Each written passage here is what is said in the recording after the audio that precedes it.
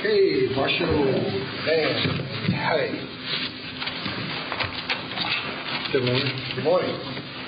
Good morning. How you doing? So far, so good.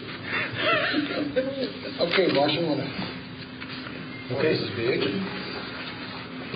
Here's the money. Okay. Go ahead. That's stormwater. So Stormwater, go if you're first. into that. You going first? Sure. Be my pleasure. Part of what Stormwater tried to do this year is to try to work a little bit more efficiently with the funding that we have available. We propose replacing one of our contractors, which we spend nearly $200,000 a year, with an infrastructure specialist. Dan, can I ask this? Yes, ma'am. Really, it's our finance department. So we're on 22, but how is stormwater integrated with this budget? It's not. It's separate? It's totally separate. Yeah. It's not in there. I'm on 22. It's this. You got another tab behind that. Is it stormwater? We didn't put those in there. We're waiting to do stormwater We didn't get one. and water. So, You want to do them separately? That was the one. That's fine. yeah, they are separate. That's To what us, gave us totally this. separate. But you're just over it. So, Right. you know, in our structure, right, the county structure is one, but our reporting needs, we cannot report together. Right. Right. So Dan, you can step down. No, Okay. we can go over Dan's. Dan, how are you going to, I think the most important, since it's an enterprise fund, and you may just want to explain that your revenue is generated to cover all of your operating. I think the biggest thing that's going on in 2012 is your crew. So you may want to just explain that, go into explaining your request.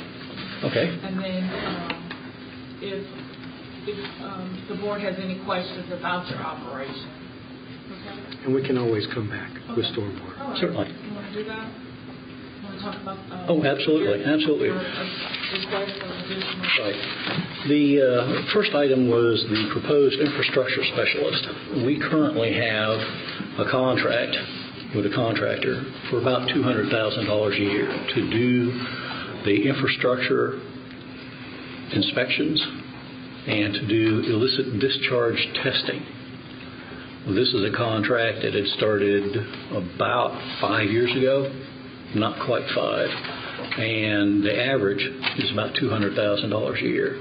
Stormwater is proposing buying this person a computer, the equipment that's needed, and the vehicle, and paying them approximately $45,000 a year plus benefits to actually do the work that we currently have contracted. This person basically will be a GIS specialist with the ability to go out in the field and do all these inspections. They need to be able to maintain all the databases, all the graphical layers, and to be able to follow the instructions and the inspections manual that staff has written up in great detail for our contractor.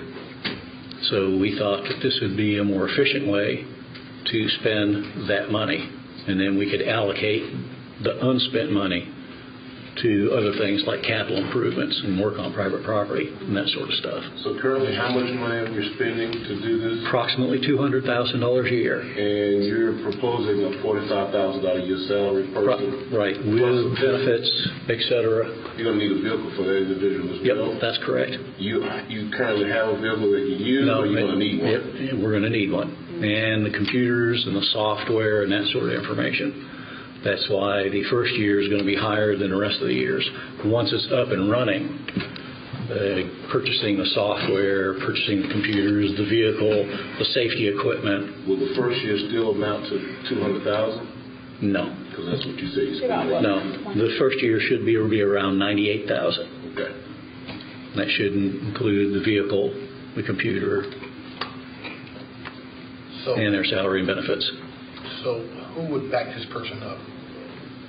In case this person, so do you have to contract with a contract related if this person gets sick or have to take vacation? Right now, the most knowledgeable person of the annual permit and GIS and stormwater is one of our engineer too, Kelly.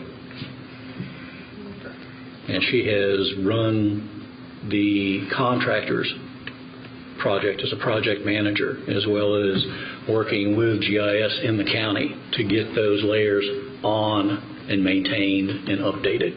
So are they updated now? We're about ready to get a final revision. It should be somewhere around November. That's from Mr. Asher. That will go actually to Mr. Asher, or actually she will load it on the computers. Okay, so she's been doing it right now. Yeah, she's been involved with it. We have somebody to back up. We have somebody who's been assisting the contractor Yes, sir. with performing these tasks. And what Dan's proposing is let's get rid of the contractor. Mm-hmm. Let's do it. Let's hire a person and do it in-house. We can save some money and put that money toward other projects. So is that request a part of what's going on here today? Is that a part of your? Yes, Storm. that's part of the packet that I supplied Right here on Right. the board with. So you will have all the details pulled together, the job description, what we expect to pay that person, with the equipment cost, software cost, all that detail is attached in this extra packet.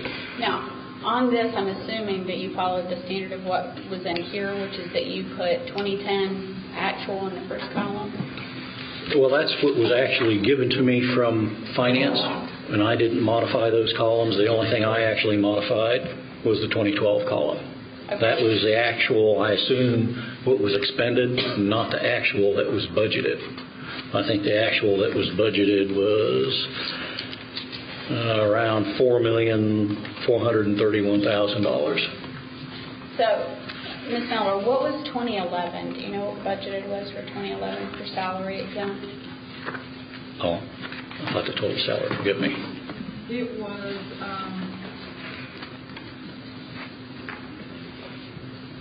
about 300, the total, and this is the whole section, salary, insurance, it was about $350,000. Okay, so it was less than 2010 numbers. That is correct, because I believe there was probably positions that they had not filled. Remember, the 2010 actual was based off the checks that we've actually cut, so if it was attrition or turnover, we would not include that in 2010. So I guess my concern is on a 2012, all you have in the middle column is adding one person for 50,000. So if you took your 181 and went back to 2010 numbers, or even 2011 and added 50,000, you don't get anywhere near that 346. So Yeah, and what's the big change? And I guess with the dollar amount, that's one thing about the personnel with dollar amounts why we don't include it, because HR has not done their due diligence to actually classify the position to see if that's the right salary for the position that they're requesting. Remember, this is just their request. So No, but my concern is it says $181,000 for 2010, which is what I thought everybody was asked to really try and stick close to, is the 2010 numbers. But even if you add 50 to that, you're coming in at $230,000, not $346,000. That's a lot of additional positions. You see what she's talking about there? Yes, I understand what she's talking about. Top line item 511110. Like you have 61 Yes, employees yes. added. I had a stormwater infrastructure specialist added to that, and 50,000 plus a 181. right, and I had, I think the foreperson for the maintenance crew to be added to that. The what person? The foreman or foreperson. Okay. So where you have salaries non-exempt, you have a five-man maintenance crew, but in fact, there should be 4 people there and one at the top. Yes. You're still $116,000 short of this 346. I will have to double check on that number.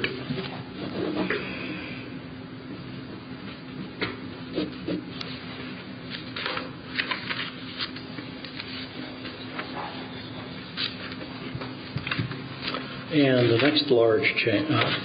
And the same for your non-exempt, because those numbers don't add up either, unless you're paying them a lot of money. No. Now we did fill one position that we did not have filled in 2011, and that was an engineer 2 position. And we have currently just advertised for the stormwater engineer 1 position that was vacated when one of the staff was promoted. Actually got the position. The next large change would be the stormwater field maintenance organization. And that is for infrastructure and maintenance crew. Right now we spend about $785,000 for contract work. And contractors usually spend about 26 or 30 weeks actually. Pardon me? Where are you? I'm still up on personnel looking at these numbers. Okay. Wondering how you have a projection for unemployment insurance of $17,000. Commissioner Vanessa's finance calculate, that was just based off of finance calculates all of those components. I'm not sure if Dan. I didn't realize that. Yeah, finance, because unemployment insurance is. Maybe this will help. This is what is current. This is the personal services. This is what's current. And then we just need to add his. No. Okay. Council, think about it for a minute. Okay. What I attempted to do was his addition. take the budgeted funds from 2011 and just add the staff numbers to it. But I will double check both those numbers and make any corrections that are required. This doesn't make any sense. You would have to add his addition. Well, okay, because on this sheet you have $386,000. Right. This is for budget year 2012. That is correct. And this is what he proposes, a $13,000 part-time stormwater analyst one. So you would have to add to that number. No, it's included on here. No. It says it is. If it's on this line, it should be. Because his crew is not.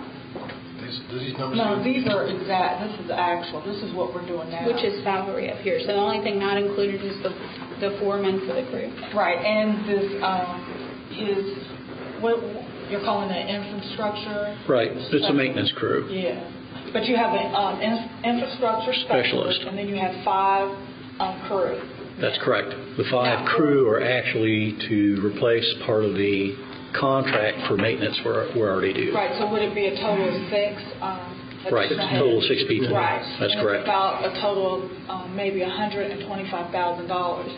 So this total for salaries only, we would be adding $125,000 to it, and then we would do a benefit factor of 33% of that 125. Again, I'm not familiar with. I just received this packet reviewed. I have not checked those numbers because finance handles that section. So you got 125 and just 386 right here? That is correct. And then you buy like 400 something. Then you have That to is correct. Then you have 50 more to that? Well, the 125 it's not based off of his classification, and again, it's important to have HR to vet. No, because based off his classification, his grades, they would not make that much. Based off of his job description that he created, and based off of our classification, the pay is not that high.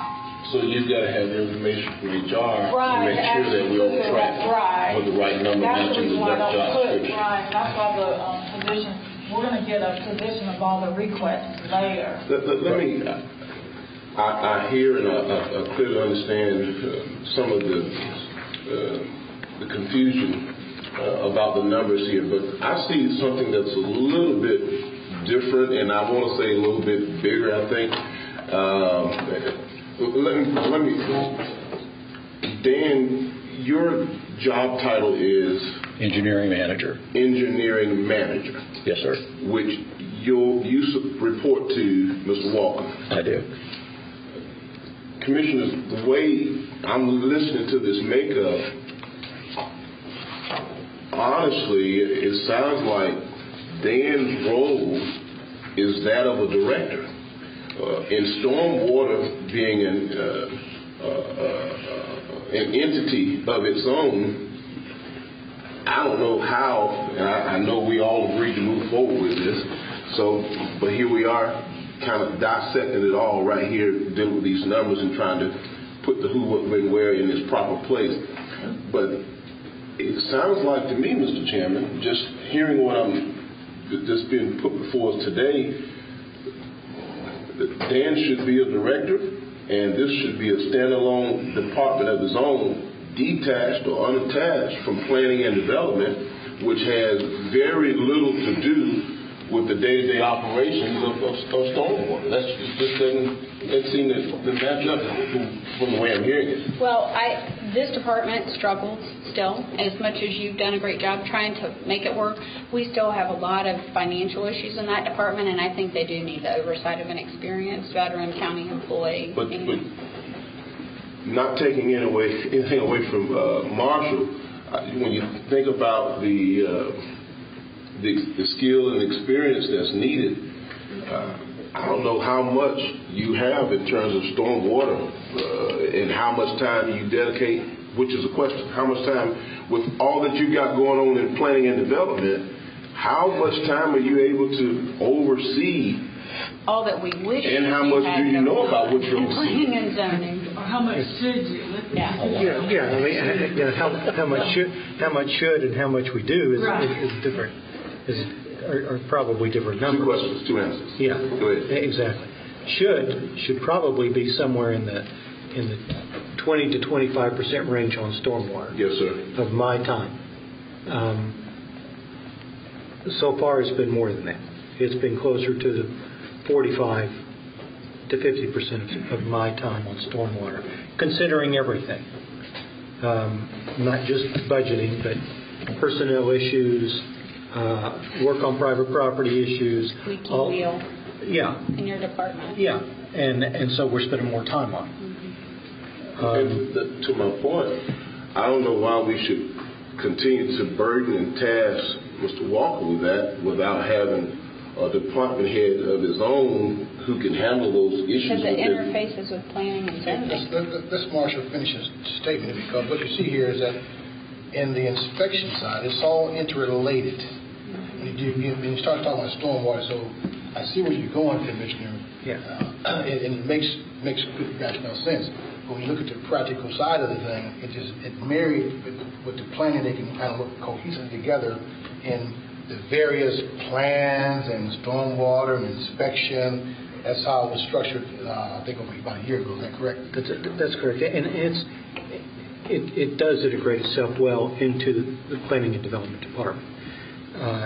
Anytime plans come in, they have to give their review just like planning zoning gives their review. Permits that are issued, there are always stormwater issues. There are always people needing, when a call comes into the department, a lot of people don't know whether they're calling for a development reason or for a stormwater reason. And when people need variances, people come in for variances and they come into planning for variances. But what they really want is a stream buffer variance. Okay, well that falls over to stormwater. But they have to do it with us because planning is the one that takes it to the Board of Adjustment for that variance hearing. So there is a lot of interrelationship between the two. And then that kind of, hopefully that clicked a little bit for you, because it would appear that there would be a separate entity out there. And I can understand what you're saying too, Commissioner. Well, it clears it up to some degree. I have to be honest with you, Mr. Chairman, it just sounds like probably a counter and a window with a dividing factor and maybe two people communicating and getting the information going where it needs to be going. But in terms of day-to-day operations, and if you all are not in support of, what I'm mentioning in terms of the division of the responsibilities, that's fine. From all of what I was hearing about the numbers, the duties, the need for personnel, and knowing what I've had an opportunity to really look at what's going on in your department, I don't see how on earth, as you already strapped within your own department, how much time that you can really dedicate in a very diligent kind of way to oversee what Dan is doing. Dan is the content expert in his department, and I don't know what your salary is right off the top of my head, but it should be that of a director's salary or the director's grade, and if so, you shouldn't be called a manager but a director and be handling, putting out a lot of these fires yourself. That's just my opinion. Do you have a pot of money for all this? No, he may already be at I'm just saying. He may already be at that level. Just might be a matter of changing the job description and changing from a manager to a director type. Well, I can tell you there's a lot more people in this county who also do a lot of extra work. And if we had a pot of money, we'd spread it within all of you. But it's unfortunate, and I think the way things are going, I think that it's as good a situation as it can be. And please don't misunderstand me. It's not so much of having that pot of money as it is. I'm talking about efficiency in this budget that we're dealing with, as well as day-to-day operations and getting the job done in an efficient manner. This is the direction that I was going in. Not so much of saying give all to everybody, because you heard me just say a moment ago, I'm highly interested in making sure that our employees across the board get what they need, because gas, food, and all the other things in life have gone up because life has changed, and we've not done anything. And I hope within these 2 days that we're going to be sitting here at JP Carr that this Board of Commissioners come to some type of consensus in terms of what we need to do to stop talking but put some action to the table for our employees. And Dave, the format of your structure when it was initially created, was it a director or was it? Originally it was, I know Miguel was the assistant director, but I think he was actually providing the function of a director. But Marshall has been giving me a tremendous amount of aid and assistance. As you all know, we have had some really challenging issues that have gone forward, and stormwater staff is working real hard to address those issues. And I'd like to throw out, and I agree with you in terms of efficiencies, Commissioner, and this is one reason why we had this proposal before you about this crew. This is going to make the department more efficient. It's going to open up some time for the transportation crew to mainly rely on transportation, work on transportation, rather than to do transportation and, oh yeah, we got this stormwater project we need to get to also. If stormwater has their own crew, they will get more done, they'll be more efficient, the monies will be spent more efficiently than handing out contracts to various and sundry contractors to try to do some of the smaller jobs that a crew could do. And a crew, and one of the concerns I talked with Dan about, are these guys going to be busy enough? Is there enough for them to do? And by far, there is enough for them to do, and it keeps coming in every day. And we have a backlog of over 120 projects. Initially, we normally budget $130,000 for our DOT to do work for us. And unfortunately, the way it's worked out is because of their work log, they've not been able to get to the requests that we needed to have done. Because of whose work log? Department of Transportation. So you're sharing? We're sharing their field crew, and at one time they had 2 crews when I first got here. My understanding is now that they've only got 1 field crew. And so that's part of the frustration. Well, there's actually 3 cruises. No, there's 2 or 3. No. The maintenance, Parks and Rec have there. When that department was up, you think back when they was planning and designing, whatever that is, General Service Mission, all that was grouped in together. And we created the Department of Planning and Development so they can get more specific and more efficient and more productive. So we're still working those bugs out. We also created the Rockdale Department of Transportation so we can get laser focus on transportation issues. Now those crews are already commingled inside those divisions, so it is now separating out over here. So the road crews and Department of Transportation will do their stuff. And what he's asking in his proposal here is that he needs his staff to be more efficient and get those job projects done that will back up those 100-something projects that we can now move those efficiencies into place where they can be laser focused on getting the job done, stormwater, to address those stormwater issues as we saw from the Stormwater Advisory Committee report. We've got to have that focus there. So I think that good line of questioning, Commissioner, about those divisions. But his time is involved in this process of oversight, and I think that you're going in the right direction in his request to move forward. And I think we should continue to look at this process because we will become more efficient. We will begin to address and reduce those number of complaints in the stormwater division. And we can address those issues by educating our consumers and then get the things you need to get your budget line items. So in the detail, can you create a crew for stormwater is what I'm hearing. Yes, sir. And a team of 6 people is what you've mentioned. 5 people. 5 people. Right. The 6th person is for the infrastructure that's taking care of the contract work that we're doing as far as GIS and testing Now, I goes. just heard a minute ago it was a 5-person crew with a supervisor. Oh, no. No, 5-person crew, that includes a supervisor. It's 4-person with a supervisor. That's 4-person with a But it supervisor. really is a 5-man crew.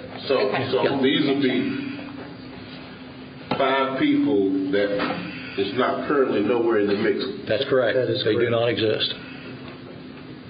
And what we're actually proposing in stormwater is taking some of the money that we budgeted for contract work and go ahead and use those funds in part. Like I said, $130,000 we normally allocate in our budget for our Rockdale Department of Transportation to do the small maintenance projects.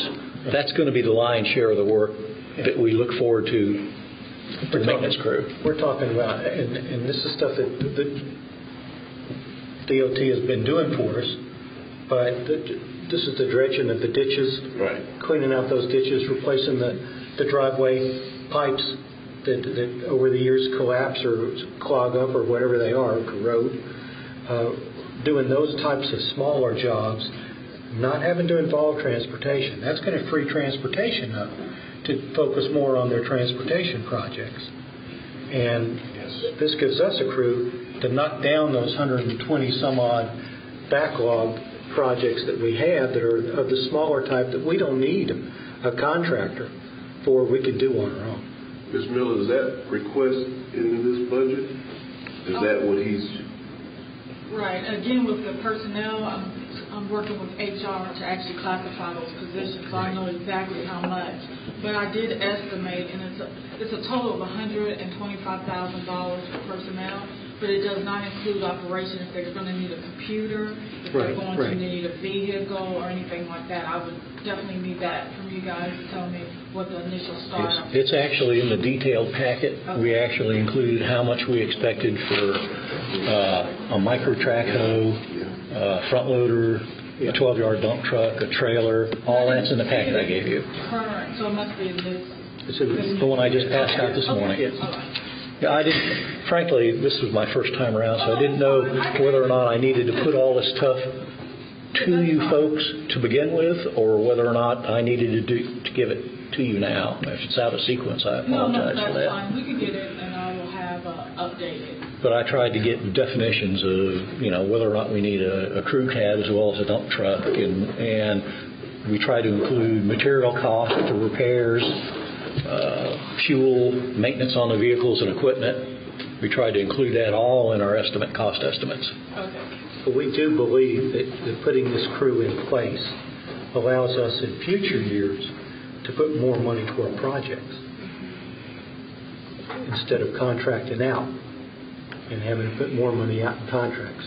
We'll be able, with an established crew, we can handle these smaller projects and put more money out there on the ground. Okay. Thanks for bringing that little clarity here. Sure. Thank you. And I appreciate the line of questions on the commission because it just makes a good sense to continue to ask those kinds of questions. I appreciate your budget, but we want to make sure, as Commissioner Fennis did, these numbers up here, we got them matched up here. Yeah, all the personnel cost and stuff, what I did is I took what was proposed in the last budget, not what the actual operating budget was, and added my numbers to it.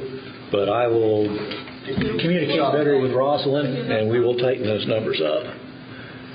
Now, there is one thing I did not mention.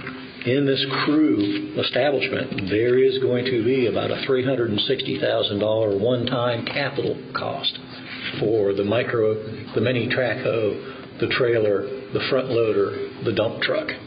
Do you have that? That's in the capital projects list. Capital outlay projects. That's correct. $362,000. $362,000. Dump truck, trailer, micro track hoe, Skid steer. Small. And we try to include things like what are they going to need for steel-toe boots, safety equipment, rain gear, It's all in there. That's what we tried to do. Do you have any here? What was your capital for 2010 and 2011? The capital improvement for 2011 was $2,702,000 for 2011. That was the requested budget amount. No, just for your capital outlay. Is it? Well, the capital outlays includes our projects, our CIP project, capital improvement projects.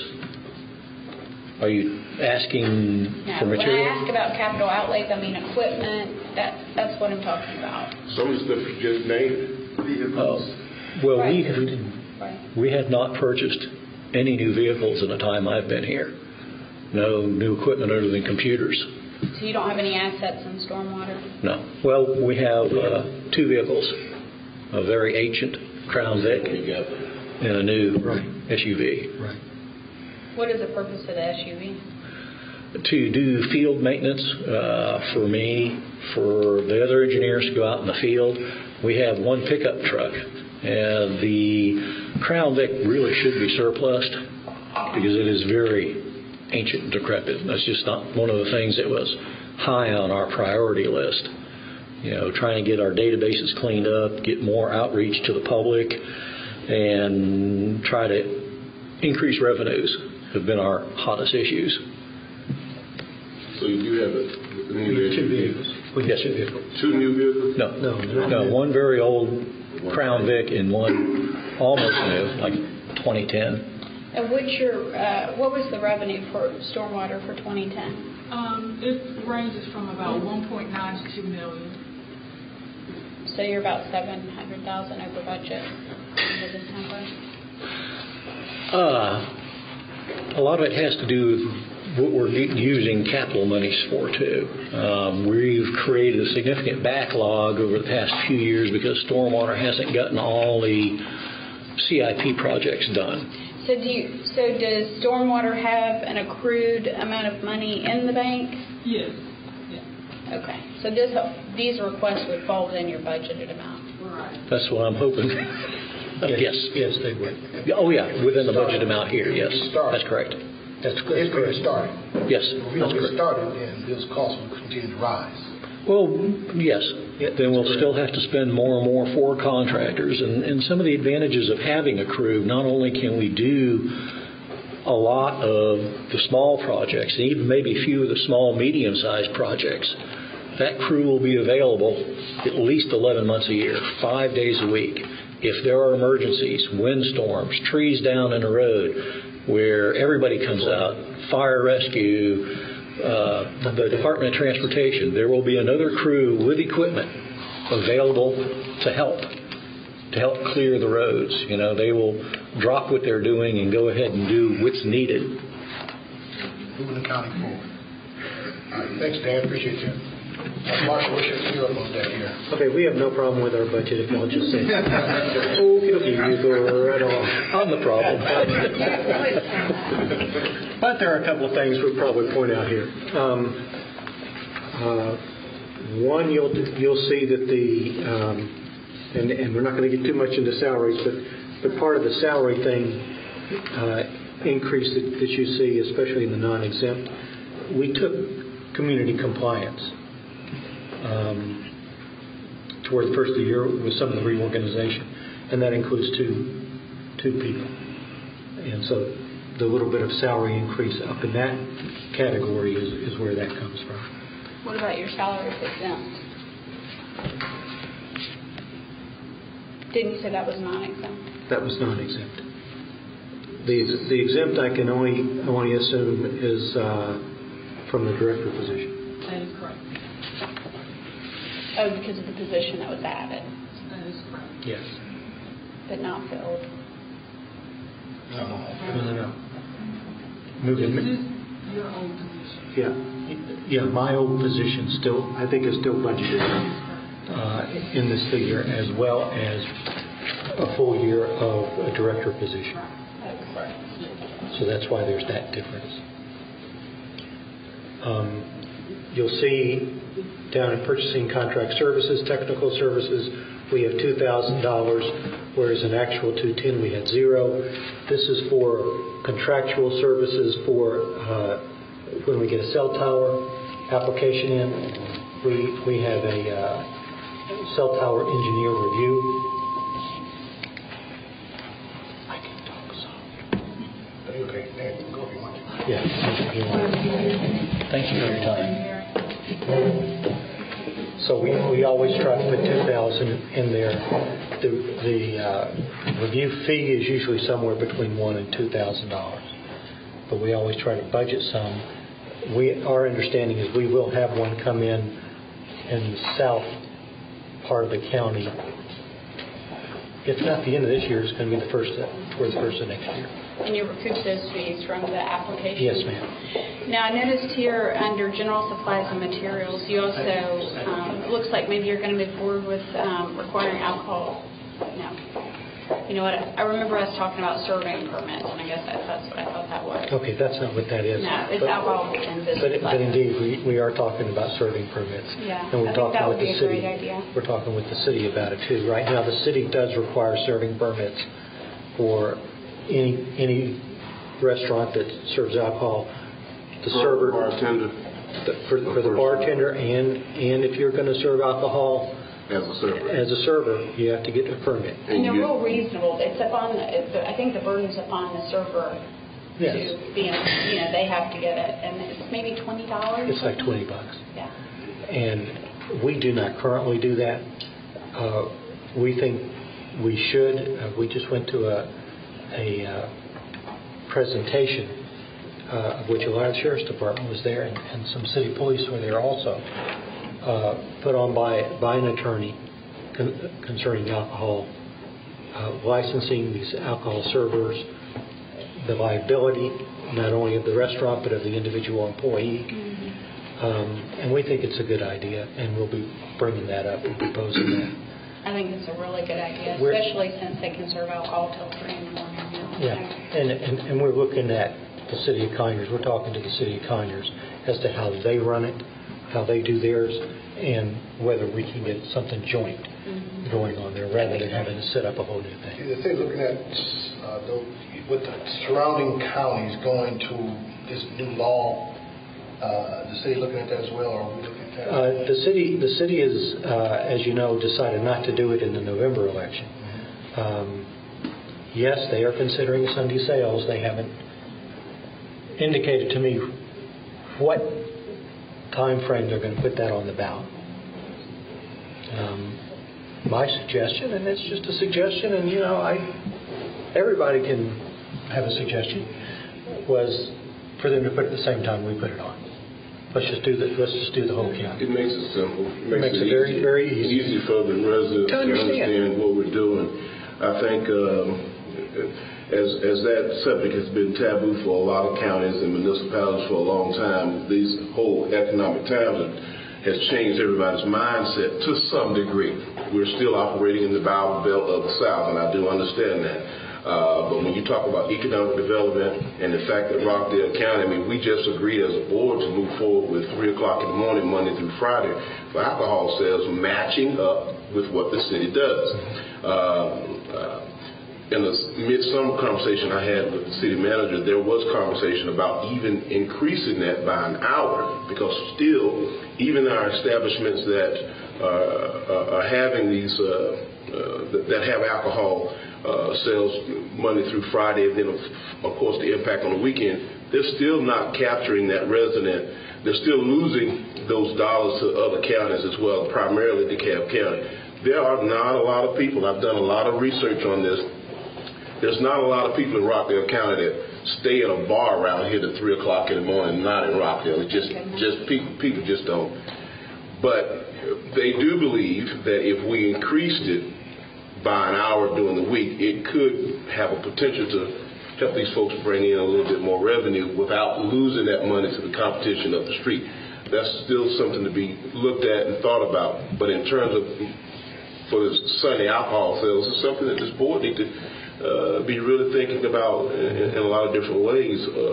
collectively as a county, and I'll stop right there until we get to the point of what we need to do with that. And I want to note for the record, I did not vote to support the 3M. So. Okay. I have a lot of bar jokes, but I don't go to bars, so there you are. They don't get much use then. Yeah. No, we're talking about how do you generate revenues. That's exactly right. That's exactly right. Okay. The repair and maintenance is up on our budget by some $42,000, and actually $45,000 of that is a continuation of the $30,000 that is in MIS's budget for this year, for 2011, for software for our business license and permits. So why is it shown in your budget here? I thought are we not? Whose budget is it going to be reflected on? MIS or theirs? For MIS, our capital budget that we got approved for 2011, they included only $30,000. However, I guess Marshall and MIS directors feel that is a low dollar amount, and therefore they feel that they need to add the $45,000 to the $30,000. That's correct. I talked with Jim Howell, and he believes that we can, with the $30,000, contract for the software. And it would be a very bare minimum contract of getting the software. The 45 is actually in addition, but it will cover the conversion of data. It will cover the training of the employees as well as a software maintenance agreement.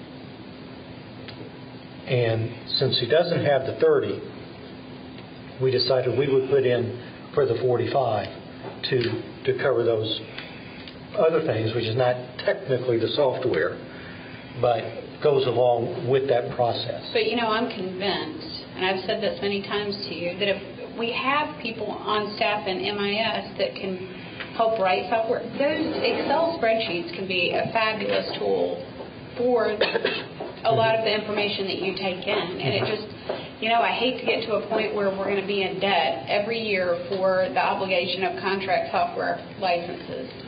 And I understand. Because we're not even maximizing what we have over there now. Well, what we have now, we've also been told by MIS, and where's Jim when you need him? The current system that we have, the QS1 system that we have for business license, is rapidly becoming incompatible with what MIS is doing with the servers and the technology in MIS. And so it's going to become more expensive to continue maintenance with QS1. The other part of it is QS1 isn't compatible with anything else. It isn't compatible with anything that tax assessor has or anything that tax commissioner has. Why do you need to be compatible? Our business license, the business license software isn't even compatible with the permitting software. We can't merge the two together to get a look, combined with GIS, to get a look at an individual property. And say, okay, this property has got this permit, doing this expansion or whatever, it's got this business license. We can't do that now. And that's what we're looking at, is something that can pull those together to give inspectors, and this goes back to inspectors again, with the inspectors and code enforcement to be able to pull that up also and say, okay, look, now we know what we've got, now we know what we're looking at when we go to a particular parcel, particular piece of property. So, Commissioner, when you mentioned the use of Excel and that we're not really maximizing the full extent of what we have, specifically, what are you really? Well, several years ago when we came upon, the comparison of licenses, and I think 2,700 businesses had closed. In fact, that wasn't accurate information. There's no way 2,700 businesses closed in a year. And it's the way that I just really feel like if we had somebody over there that was focused on making that software, what they have now work, that it could be a higher level of service, not just for them, but also compliance. I mean, that's one reason that the nonprofit and faith-based business registry was put in place, in my opinion, was so that when Terry and the rest of the people in his his inspection teams go out and code enforcement go out, that they have, 10 businesses in a row, and you go in and you have one here, one not here, one here, one not here, that there's a visible way in every single establishment that we know that they've been seen by fire, that they are a safe place to be for our residents, that they have paid their appropriate fees, that they are registered with a county, and they're legitimate. And that's what happens when everybody does what they're supposed to and goes through planning and zoning. But if we continue to have haphazard, this business does, this one doesn't, this nonprofit does, this one doesn't, then we're not enforcing our own ordinances, and that's my biggest concern. So I'm all for trying to streamline the administrative part, but there's still, I think, more that we can do in the meantime before we get the software. So. Have you Been over there? Yeah. Well, and we've talked before about some options. Well, I can tell you this: as we begin to continue to move our MIS file forward, it's going to take an integration of all these different systems and all these different agencies. And if it's contract maintenance, if it's maintenance agreements that we got to deal with, to get it to where we need to be, because this continues to still be a concern. How do we tie our business license in? How do we track and measuring? As the Commissioner just stated, how do we get there? You're going to have to make the investments into our equipment and infrastructure to get us to a point where we can move forward and get ourselves synchronized. Yeah. But in the meantime, I think. And what I'm saying is, where we used to have REAP in the county and do some training, I mean, there is still some amount of monies in training, but we're not doing any higher level training for our administrators in this county. There's no higher level QuickBooks training, for instance, for all the departments that take in revenue. So you've got people doing QuickBooks, and it's basically they've taught themselves. They know what they know, but there's a whole nother level we could take this county to of reporting and efficiencies. But there's no training for Excel possibly for the person that's, handling those over at planning and zoning. So in my opinion, we're looking to try and change some things at a very costly rate when we could have some training that might very well serve a lot of our needs, especially I know in the QuickBooks arena, which Ms. Miller and I have talked about, possibly in your department, I don't know. But if we don't have experts that we can either bring in occasionally and do training with our staff members, because it doesn't matter how nice your computer is if you don't know how to maximize what you've got. And that's absolutely right. But let me point out one thing about the business license system. The business license system we have figured out as a staff how to pull some things out and convert them into spreadsheet listings. Right. Okay. That's not the way that the software is set up. But we have, by individual effort, figured out how to do that. This software, the business license software, is over 10 years old. And it just does not have the capability to do those things that both the board and the staff would like to do with it.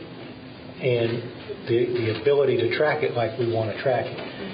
This is similar to some of the other systems, and one of the things I'm very grateful to Jim Powell and NMIS for is they're combining a lot of these things.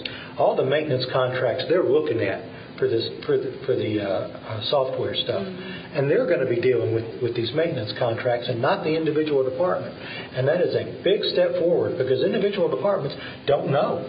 And aren't necessarily good negotiators. And aren't necessarily good negotiators. They've got the experience of how to set these prices and how to get these maintenance contracts and what they will require. And I think that is a big step. But this software is over 10 years old. It cannot do the functions that we are requiring it or we need it to do now. And so we're looking at replacing it, bringing it up to speed, and working with MIS, who, granted, in the past has not had the programmers to do the type of work that some of the departments have wanted to have. I think MIS is, as you said, Mr. Chairman, they're taking it to another level. And we've got some older software that we've got to replace in order to keep up and utilize those efficiencies that MIS is putting in. Continue, sir. Okay, we'll go right on. Printing and binding, I want to point out. District Attorney. I'm fine. Okay. printing and binding is a $1,300 increase, but I'll point out that is because of planning issues. We're going to have some public meetings coming up, not only relating to the urban redevelopment area and the opportunity zone, but as the comp plan really kicks off and gets underway this coming year. We'll be having more public meetings. Down in supplies, general supplies and materials, some of this comes from community compliance supplies. When we got community compliance earlier this year, we got the people and we didn't get any budget. And so we've been taking out of inspections and we've been taking out of code enforcement in order to supply those community compliance workers. Well, we put some of that in here, but also in here we have listed 6 laptop computers, 4 for inspectors and 2 for code enforcement at $600 each to be able to bring up that data that we've been talking about with the new systems as they're going out in the field. And laptops versus tablets? Could be tablets. Okay. I'm not married to laptops. Just the technology that they can have enhance their mobility so that they're not always having to come back to the office. This will help us with the gasoline and efficiency and productivity. Well, exactly. if we don't use ours, our iPads as the Board of Commissioners soon, you guys just might as well have ours. Because we've yet to I'm making a note of that, You Commissioner. should. You should. I mean, Okay, budgets are tight. Okay. Down to I use mine too, but not officially as much as we need to. Those are on our budget. Those are our major increases. The only other thing that we're going to have to get with finance, and I think probably with the clerk and the county attorney on, is, and it's not reflected in here, but it's E-Verify. E-Verify is a big thing, and we do not in our department have the capability at this point to run anything on E-Verify. We're asking for similar information from the applicants, but we're going to have to hook up for that. But that's a discussion for another time and another place. That is our budget. Those are the major increases that we've been looking at and the justifications for them. And so that's all I have. It's cold in here.